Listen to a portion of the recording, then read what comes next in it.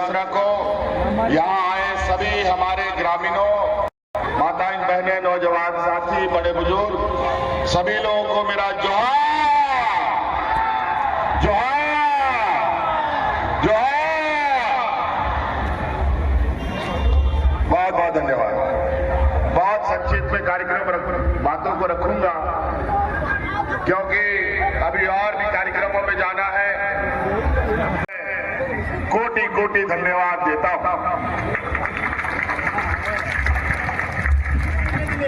आज महागठबंधन की तरफ से हमारे कांग्रेस के प्रत्याशी प्रदीप यादव जी फिर से आपके सामने आपकी सेवा और आपके बीच ठंडा हो, धूप हो, गर्मी हो, बरसात हो, हर लड़ाई के लिए तैयार रहने वाले, एक अधिकार के साथ और वोट मांगने का हक के साथ, क्योंकि विगत 5 साल में कितने चुनौती, कितने झंझावातों के बावजूद हमारे विपक्ष लगातार सरकार बनने के बाद हमारी सरकार को गिराने में षड्यंत्र करते रहे। आए दिन गलत गलत आरोपों पर मंत्री के ऊपर, विधायकों के ऊपर डोरे डालते रहे। इन चुनौतियों के बीच कोरोना जैसा महामारी इस देश में आया, पूरी दुनिया में छाया। 2 साल, 2.5 साल कोरोना में ही हम लोग ढके रहे। हाट बाजार, गाड़ी मोटर सब बंद, काम धाम, नौकरी चाकरी सब बंद। किसी को घर से निकलने का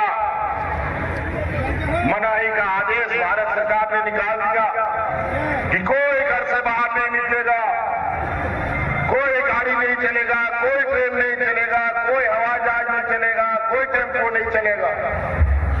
ऐसा आदेश निकल गया। और हमारे झारखंड के अनेक गांव के, शहर के नौजवान रोजी रोजगार के लिए अलग अलग राज्यों में जाते थे। वो सब लोग दिल्ली, मुंबई, कलकत्ता, महाराष्ट्र सब जगह जाके फंस गया, वापस घर नहीं आ पा रहा था।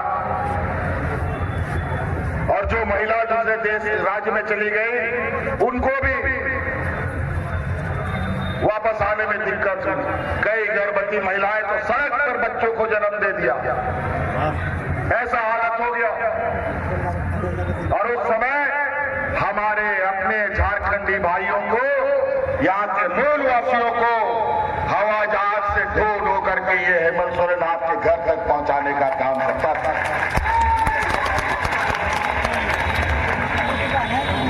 बगल के राज्य में कोरोना से लोग जानवर की तरह मरते थे, लेकिन झारखंड में एक भी हमारे गरीब मजदूरों को हम लोगों ने भूख से नहीं मरने दिया।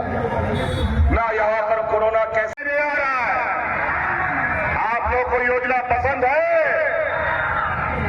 और 1 लाख का जो हमारा संकल्प है, इसका पहला कदम दिसंबर में जो 1000 रुपया बढ़ करके 2500 रुपया आपके खाता में जाना शुरू करेगा।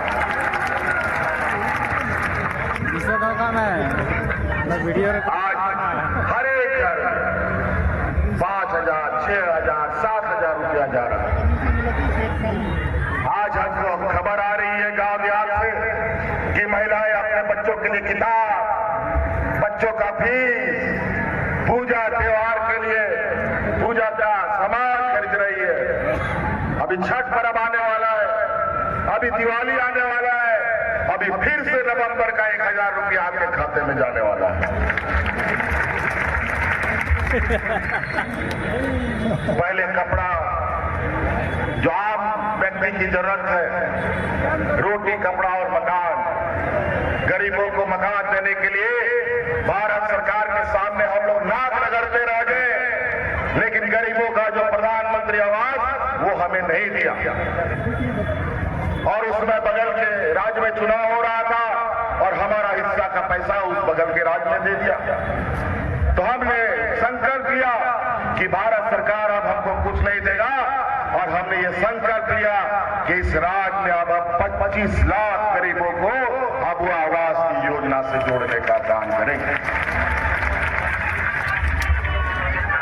और 5 साल के बाद कोई गरीब बिना घर का नहीं होगा और वो पक्का घर का।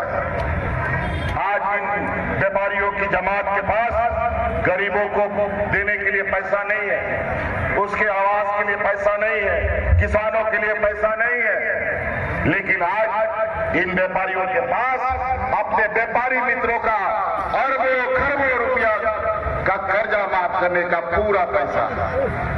और आज महंगाई आसमान छू रहा है, पेट्रोल, डीजल, तेल, नमक, किताब, कागज सब महंगा हो गया। और आज इस महंगाई में हमारा गरीब जिसके थाली में दाल चावल सब्जी हुआ करता था, अब भात सिर्फ बच गया, दाल और सब्जी भी गायब हो गया। फिर से आपके थाली में दाल भात सब्जी सब कुछ नजर आए। इसके लिए हर एक महिलाओं को सम्मान राशि, हर एक बुजुर्गों को पेंशन, और आज इस राज्य के हर एक गरीब का बकाया बिजली बिल भी हमने माफ कर दिया। बिजली का बिल माफ हुआ कि नहीं हुआ? हो गया।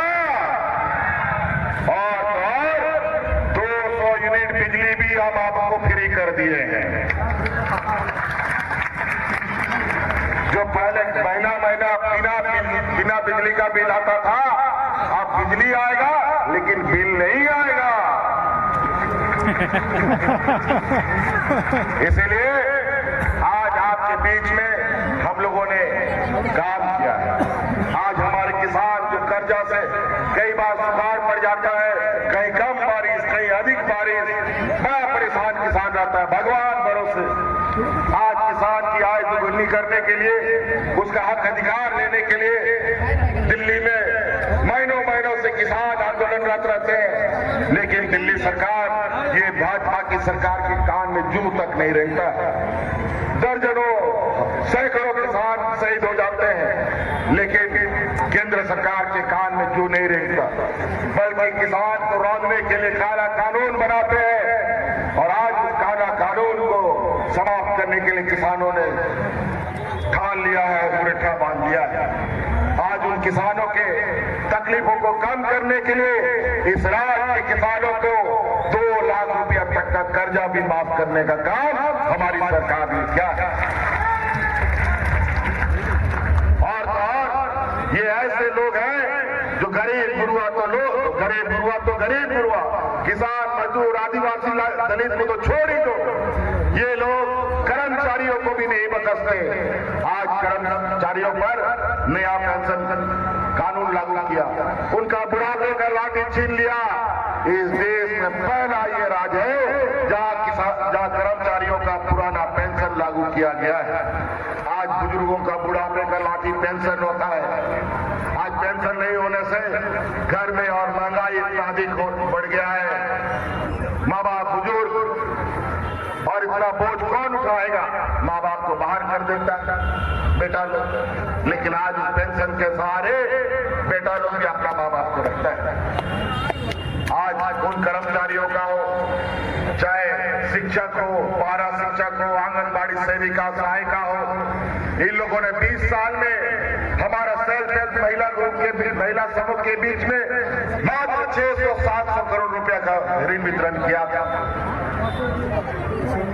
मात्र 600-700 19-20 साल में, और हम लोगों ने मात्र 4 साल में इस राज्य